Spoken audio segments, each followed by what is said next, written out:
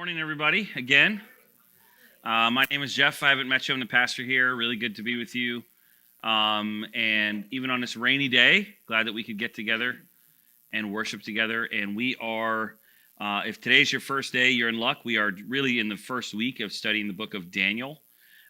We did an overview last week, so technically we're in week 2. But today we're going to actually get into the book a little bit. After last week taking that overview. So the main point of the text we're going to see today is really just going to be to take a look at the character of Daniel. That's really what we can kind of glean out of this book is kind of a character study of a young man in this part of the book, a very young man, probably a teenager, in particular today, especially in terms of what we might think of as compromise. And I don't mean compromise in the good way, like where you compromise and work something out. I mean compromise in the bad way, where you compromise your character, basically for ease of life.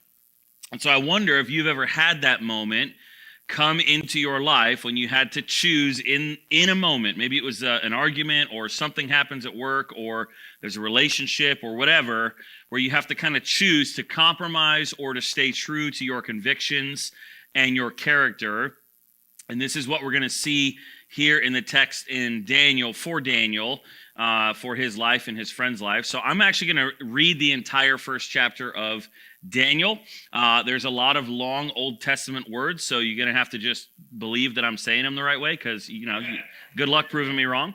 The key is just go fast with confidence with these words, and, no one will question you. So we're going to just read from the book of Daniel.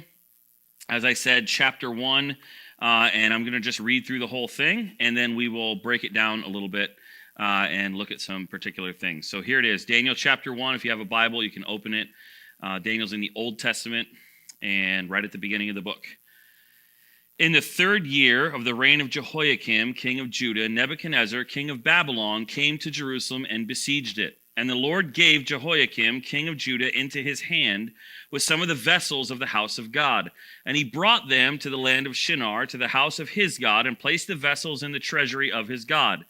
Then the king commanded Ashpenaz, the chief eunuch, to bring some of the people of Israel, both of the royal family and of the nobility, youths without blemish, of good appearance, and skillful in all wisdom, endowed with knowledge, understanding, learning, and competent to stand in the king's palace, and to teach them the literature and the language of the Chaldeans. The king assigned them a daily portion of the food that the king ate, and of the wine that he drank. They were to be educated for 3 years, and at the end of that time they were to stand before the king. Among these were Daniel, Hananiah, Mishael, Azariah of the tribe of Judah. And the chief of the eunuchs gave them names. Daniel he called Belteshazzar. Wow, butchered that one. Belteshazzar. Hananiah he called Shadrach. Mishael he called Meshach. And Azariah he called Abednego. Now, if you grew up in the church, you might recognize those names: Shadrach, Meshach, and Abednego. Some of you are nodding like you know VeggieTales, so I'm not going to go there. But verse 8, but Daniel resolved that he would not defile. Why do I do that to myself? Daniel resolved that he would not defile himself with the king's food or with the wine that he drank. Therefore, he asked the chief eunuchs to allow him not to defile himself. And God gave Daniel favor and compassion in the sight of the chief of the eunuchs. And the chief of the eunuchs said to Daniel, I fear my lord the king, who assigned your food and your drink. For why should he see that you were in worse condition than the youths who are of your own age? So would you endanger my head with the king? Then Daniel said to the steward, whom the chief of the eunuchs had assigned over Daniel, Hananiah, Mishael, and Azariah, test your servants for 10 days. Let us be given vegetables to eat and water to drink. Then let our appearance and the appearance of the youths who eat the king's food be observed by you, and deal with your servants according to what you see. So he listened to them in this manner and tested them for 10 days. At the end of 10 days, it was seen that they were better in appearance and fatter in flesh than all the youths who ate the king's food. So the steward took away their food and the wine that they were to drink and gave them vegetables. As for these 4 youths, God gave them learning and skill in all literature and wisdom, and Daniel had understanding in all visions and dreams. At the end of the time when the king had commanded that they should be brought in, the chief of the eunuchs brought them in before Nebuchadnezzar. And the king spoke with them, and among all of them none was found like Daniel, Hananiah, Mishael, and Azariah.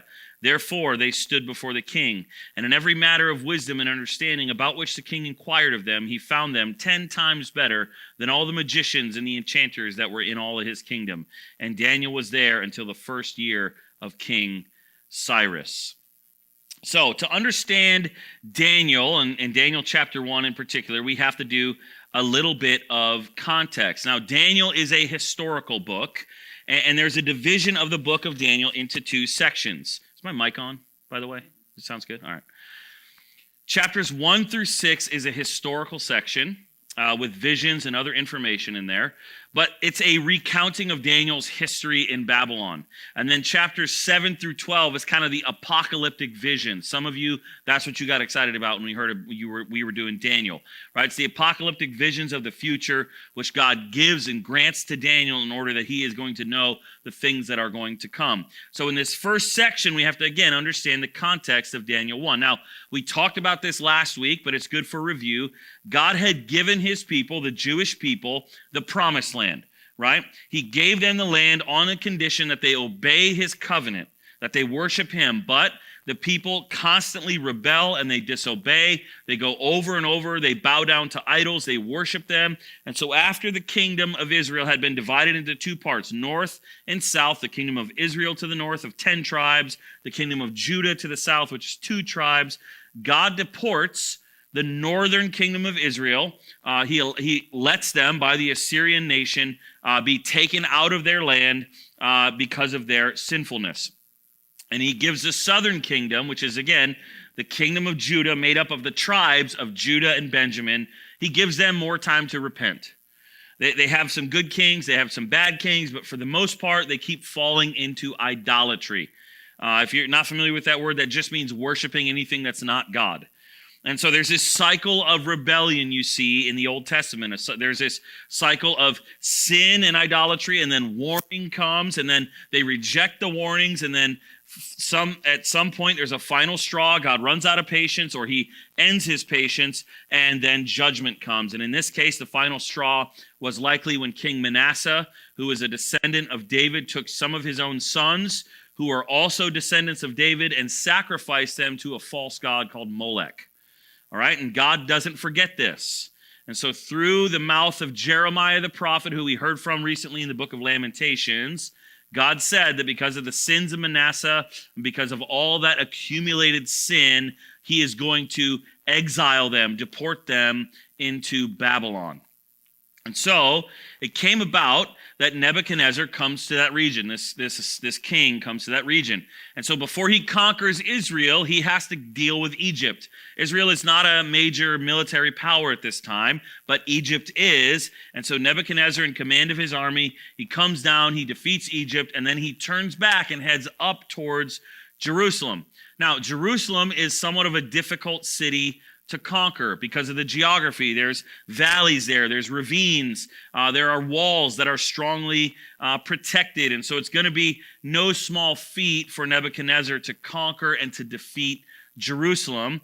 But the problem for Jerusalem is that really at this time behind those walls, there's no courage. There's really nothing there in terms of strength. There's no conviction, there's no courage to stand on the walls and fight. And so it seems like without really much of a battle, the gates of Jerusalem are open. Nebuchadnezzar comes in, deposes the king, puts in basically a puppet king in place. And at this point, he takes those vessels of the temple and some of the young men, which it says of noble blood, and deports them, exiles them to Babylon. And our friend Daniel is included in this. And so in verses 3 to 7 here in chapter 1, we are introduced to these 4 Jewish youths, including Daniel. Now, Nebuchadnezzar has a goal with these young men. These are not just captors, right? He's going to take them back to his homeland. He wants to train them. He wants to assimilate them to become Babylonians, so that they would be more Babylonian than Jewish. And he wants to use their training in order to help him rule over the city of Jerusalem and the Jews that he just conquered, right? And so he's going to use them for the glory of his own kingdom. Now, the key to this was the determination to get them while they're young. This is intentional. So these are youths, teenagers, young men, and he intended to essentially rewrite their character and their values, which they had been given, to attract them to the Babylonian ways in order to use their abilities to help him govern the Jewish people. Now understand, the Bible talks about us as exiles. So think of our culture as Babylon. It is trying to rewrite the characteristics that the kingdom of heaven wants for you to make Babylon look better. Okay? So Nebuchadnezzar chose not only the young, but he chose the best, the royal blood, choicest young men who are intelligent. They're probably quick-witted. They're physically strong. And he's going to use them, and he's going to teach them the Babylonian language and wisdom. He's taking the best and the brightest. The Babylonian language is necessary for service in the court, right? With him as the king, but also understand that the language you speak influences the worldview and the way that you see the world. Every language has a way of being, a worldview kind of attached to it. Languages are not just neutral. And so everything's going to be affected by that. Also, the Babylonian literature, their history, the things that they have done as a nation up to that point are going to be taught to these young men. They're going to be enculturated. They're going to be given the best of what Babylon has to offer. They're going to learn science, military knowledge, agricultural knowledge. They're going to see this incredible society. And in all these ways, the idea is to get these youth to be influenced to think highly of Babylon, more highly of Babylon than their own people. That's his plan. That's Nebuchadnezzar's plan. He's going to get them used to the good life. He's going to give them luxuries. He's going to give them comfort. We saw that he's going to give them food and wine from the king's table, and the promise of the most powerful thing you can promise somebody, power and influence. That's what he's promising them. We're going to give you a position in the king's court where you can influence things, you can be important, you can be famous. And as a symbol of all of this, the first thing he wants to do is change their names. Now, at the heart of the name change, this is not just, let's give you a new name so it's a new start. That is part of it. There's also a very overt religious purpose to this. Each of their Jewish names had significance to them. Daniel means God is my judge. Hananiah means Jehovah is gracious. Mishael meant who is like God. And Azariah means Jehovah has helped me. But now we've got these new Babylonian names trying to overprint who they are, right? Belteshazzar means may Baal protect my life. Baal, the pagan god of the Canaanites. Shadrach means under the command of Aku. Aku is the moon god of the Babylonians. Meshach is like a direct conflict. Mishael meant who is like God, and now Meshach means who is like Aku. So this is intentional. Abednego means servant of Nebo, and Nebo is the son of the Babylonian god Baal. So these are not just like names. There is a religious conversion attempted here as well. And along with this, as part of their religious experience as Jews, is the food they're going to eat. It's not just any food. This is food which had been sacrificed to the very gods that they're now named after, and wine which had been offered to these gods. There was a religious force pulling on these young men towards changing and compromising who they were raised to be. These are young men. They are far from their home. They are torn from their family. They are treated kindly by their conquerors, made to feel important. And that's really difficult. They're given advantages. They're given benefits. There is a promise of a bright future for them if they just toe the line. They're given the best of Babylonian education. Their names are changed. Their religions are attempted to be changed. And the king is hoping that in their heart that will change as well. But now we see in verses 8 to 17, Daniel come into the scene, and what we see with him is a very unique young man who is uncompromising in his character. He lays out his values. They're tested, and what we'll see is they ultimately triumph. Look at verse 8. Daniel resolved not to defile himself. So he resolved that he would not defile himself with the royal food and the wine, and he asked the chief official for permission to not defile himself this way. This is a very strong determination. The Hebrew word resolve means that he laid it on his heart. It's a firm, strong determination he makes from his heart. And the word defile is really strong as well. It means to be polluted, to be defiled, to be polluted, even spiritually polluted. So he's laying it on his heart that I'm not going to let myself be polluted by these things. So what we see from Daniel is the kind of determination that from the start says, I am never going to cross this line. That's a different kind of determination than when we say, well, I just got to get through today. I'm just worried about today. Daniel is saying, I will not ever cross this line. Today, tomorrow, in 70 years. This is who I am, and I'm not going to cross it. A lot of us think that determination is that, well, I just got to get through today, but that is the road that leads to compromise, because your enemy, the devil, will show up tomorrow. Every day he will show up. And if you just go through your life thinking, well, my character, I just got to get through today. What's going to happen is tomorrow you're going to get a little bit closer. And then you're going to look back 10 years later and say, how did I get here? Daniel has the first kind of determination. He resolves in his heart that he will not defile himself. And what we need to understand is that the core of this obedience and the core of Christian obedience is Daniel's love for God. It is not his own ability to resolve. It is the fact that he loves God. Jesus said, if you love me, you will obey what I command. There is no separation between loving Jesus and obeying Jesus. Yikes, right? That's hard to hear. Daniel loved his God, and because of this, he obeyed his God. Now, what were Daniel's reasons for not eating this food and drinking this wine?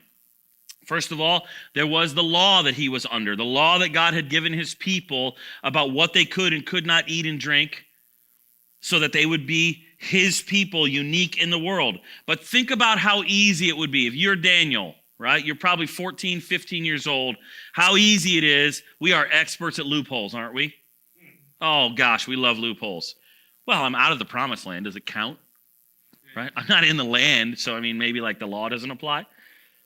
I mean, a little bit certainly can't hurt. God's not going to be that mad at me if I just try a little bit. I mean, I'm hungry, and look how amazing it looks. Right? There's a pull there, a temptation there. Listen, there is no pull towards holiness like this. You have to determine to move towards holiness. But more than that this food had been offered, more than the food itself, it's that it had been offered to these idols. That's more of an issue for Daniel. Now, understand, idols are nothing. They don't exist, right? Like stone carvings and wood carvings are just that, stone carvings and wood carvings. But the scriptures teach us that behind idolatrous worship, there is evil spiritual presence that is there, that is real. We see this in 1 Corinthians 10, verse 20. The sacrifices of pagans are offered to demons, not to God. And Paul, the writer of this, says, and I do not want you to be participants with demons. So there is a spiritual essence in that idolatrous worship. And Daniel said, I don't want to be part of it. This is evil, and he knew it, and he stands firm against it. But what's so beautiful in verse 8 is not just Daniel's sort of ironclad resolve, right? Because his resolve is locked down. It's also his winsome personality. He is a pleasant person to be around. He is not obnoxious or offensive. Maybe you've been around Christians like that, who have strong character, but they want to let everybody else know how much better they are than everybody. And that's not what we see out of Daniel. He seems to be very easy to get along with, as long as you're not forcing him to choose between you and his God, because if you force that choice, he has simply already made that choice. And so he goes in verse 8, he asks permission that he might not defile himself. He's trying to work within the system that God has placed him in. Daniel has a love and a zeal for God that can't be shut down, but he's also an example of what we read in Romans 12, where it says this, if it is possible, as far as it depends on you, live at peace with everyone. I think Daniel goes beyond that, though. I think Daniel actually loves King Nebuchadnezzar with a godly love. I think we're going to see that as this book unfolds, he actually has his heart towards these pagan people because he wants them to know his God. Right? He's like, you brought me into your land as an exile trying to convert me, but I got news for you. Now I'm here as a missionary. He sees himself as an ambassador for God, and so he loves these people. He yearns that they come to know God, and so he was the picture of speaking the truth in love. But as much as he loved the Babylonians, he loves God more. Now, God orchestrates the whole situation. In verse 9, it says this, now God had caused the official to show favor and sympathy to Daniel. I wonder in our lives, when things just kind of work out, how often do we think to ourselves, oh man, God made that work out, right? It's interesting to me how often I become like a functional atheist without meaning to. Something good works out and I'm like, cool, that worked out. God worked that out. What are you saying, right? So Daniel has friendships apparently with these officials, but they bring up an obstacle in verse 10. This official says, I'm afraid of my lord the king who has assigned your food and drink.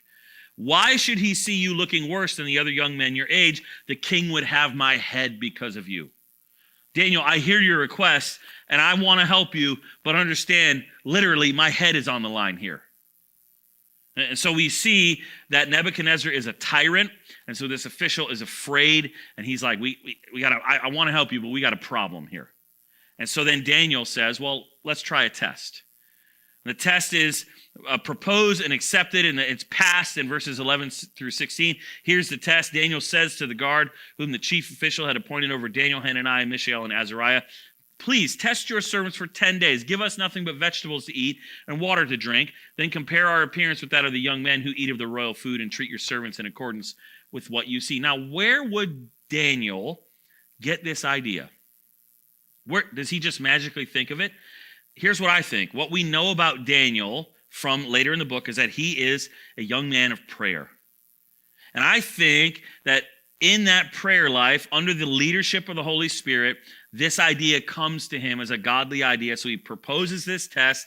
The test is accepted. And at the end of the 10 days, they look incredibly well. And also understand, he tells this test to the person who's under the official who's actually over him. So he's not going to get the guy in trouble.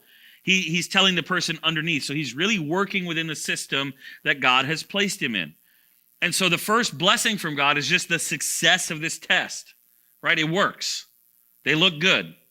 But then God decides to give them even more. In verse 17, it says, as for these 4 youths, God gave them learning and skill in all literature and wisdom. And Daniel, separate from them, had that and also had understanding in all visions and dreams.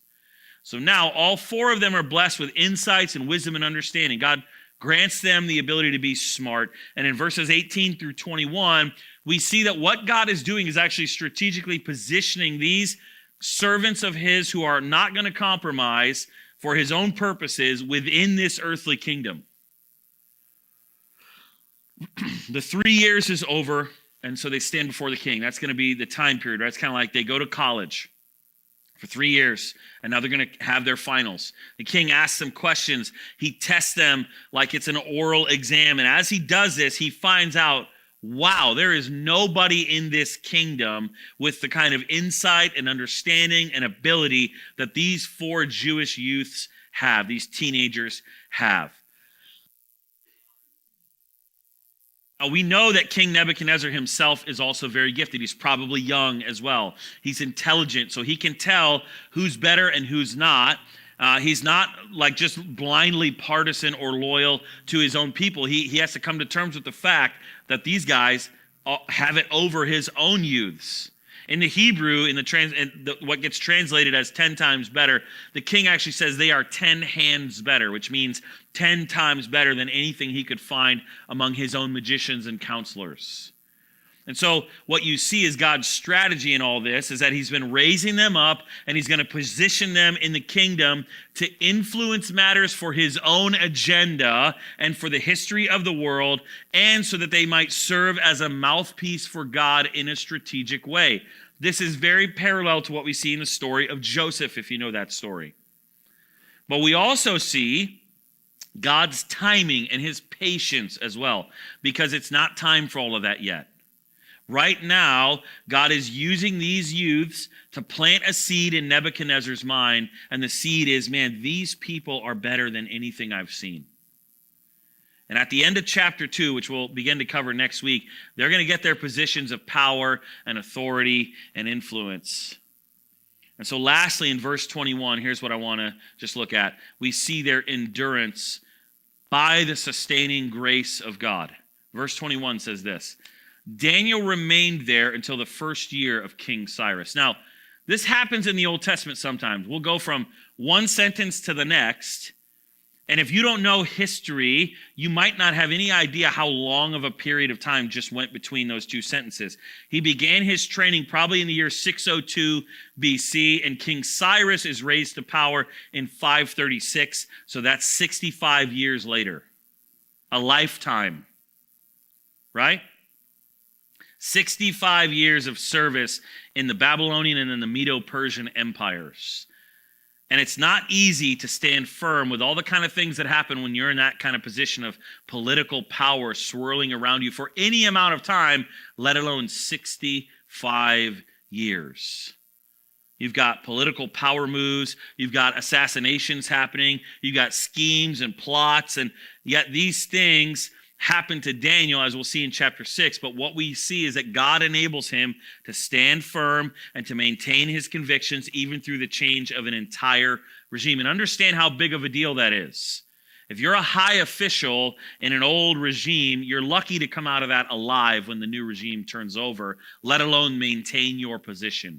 But by the grace of God, Daniel stands there and stays firm. Now, just a couple applications for us. The first is just to worship and exalt God and glorify God for his sovereign grace in this situation.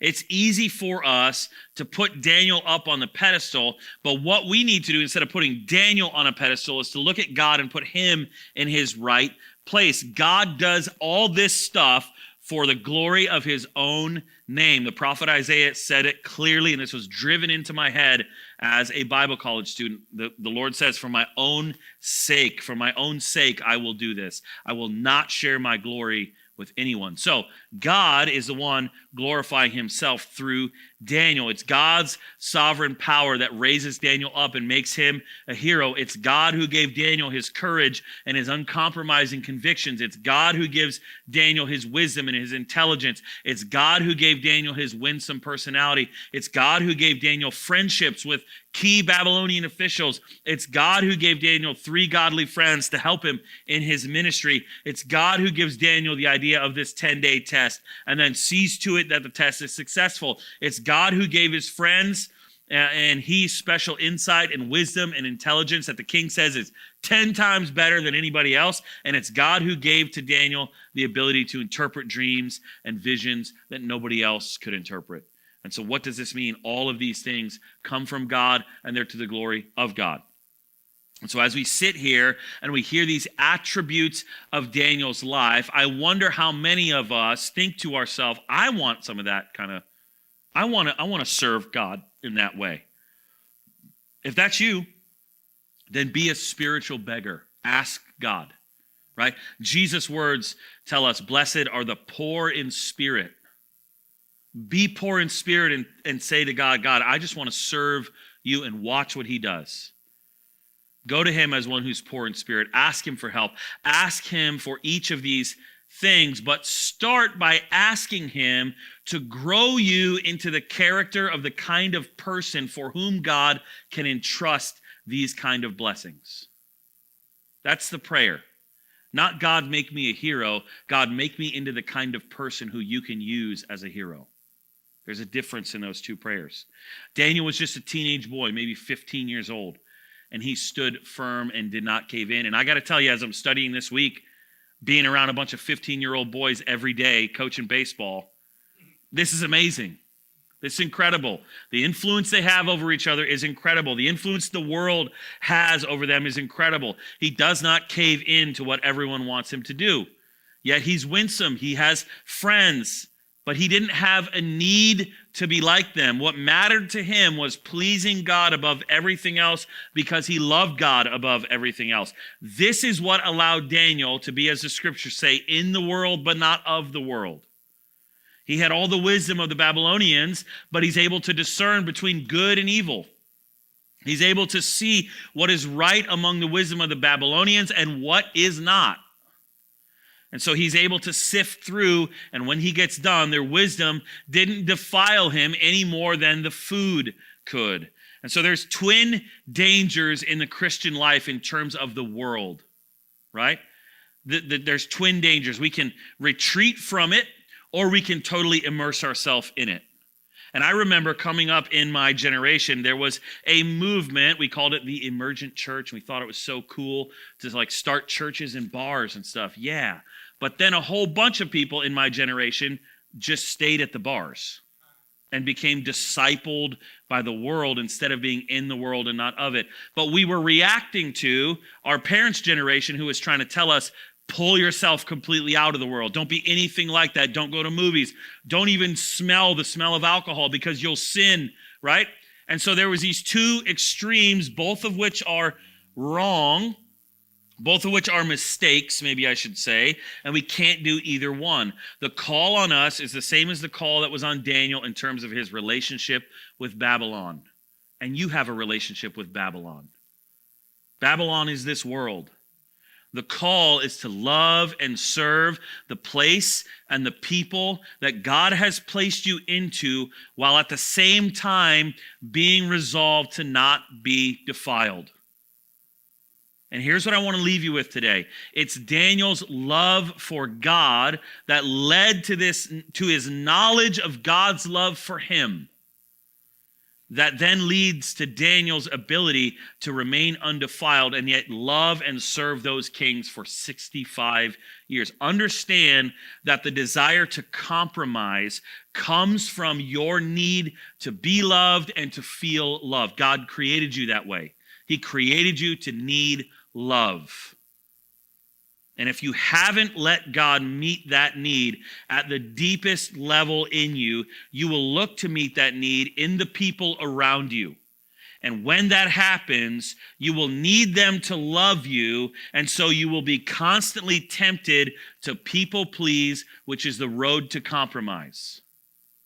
But if you begin to walk with Jesus and you begin to give yourself over to loving him and to learning to be loved by him, that's the hard part. Loving him, I can wrap my mind around. Learning to let him love me is the hard part. But if we can do that, you will have your need to be loved met at the deepest soul level. And hear me, therefore, you will be free to love people around you without compromising yourself, because you won't need their approval. So as we study Daniel, I hope that you see this as a thread that runs through the book, that it is the love of God that Daniel experiences him that allows him to be free to not compromise. Let me pray. Jesus, thank you for the love you have for us. Would you give us the ability to see Daniel as an example of particularly his prayer life? And would that lead us to be the kind of people who long to just be with you more, to feel your smile on us as your children? And that knowledge that you love us would lead us to be free to love people around us who are very different than us, who speak different than us, who treat money different than us, who maybe even treat food different than us, who treat sexuality different than us, who treat relationships different than us. Would you help us to just be present in those places as your ambassador, like Daniel was in Babylon? We ask for the ability to go out from here and to be a blessing to the people around us, where we live, work, and play. And Lord, I just ask that you bring us back again next week to continue to study the life of this person in the history of our lives with you. And we pray this in your name. Amen.